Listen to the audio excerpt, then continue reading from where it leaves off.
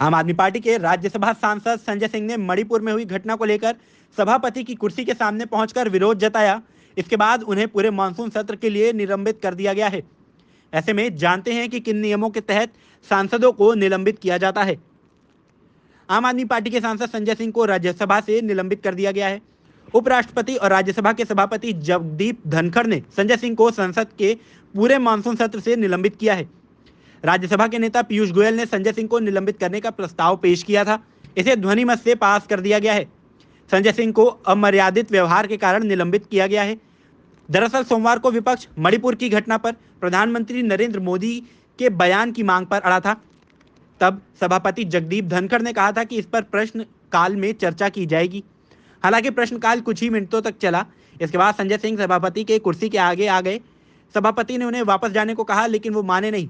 बाद में पीयूष गोयल ने उन्हें निलंबित करने का प्रस्ताव रखा। इसके बाद संजय सिंह को पूरे मानसून सत्र के लिए ही निलंबित कर दिया गया।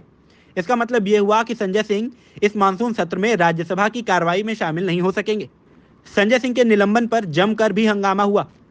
सोमवार रात को संसद के बाहर विपक्षी सांसदों ने रात भर धरना भी दिया।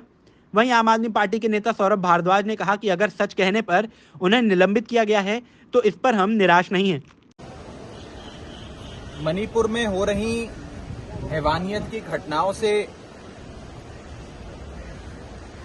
सरकार से जवाब मांगने के लिए आज आम आदमी पार्टी और आम आदमी पार्टी के सदन के नेता संजय सिंह जी ने लगातार चेयरमैन साहब से निवेदन किया कि मणिपुर के विषय पे चर्चा हो, मणिपुर के विषय पे सरकार जवाब दे कि हमारे देश का एक अभिन्न अंग, हमारा एक महत्वपूर्ण बॉर्डर स्टेट मणिपुर क्यों जल रहा है, वहां क्या परिस्थिति है।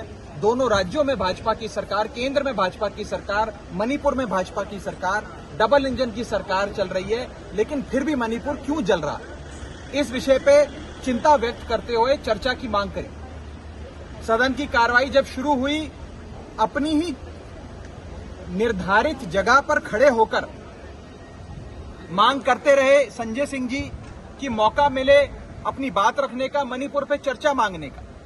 लेकिन चेयरमैन साहब ने हमारी ओर नहीं देखा, संजय सिंह जी को छोड़िए विपक्ष की ओर ही नहीं देखा।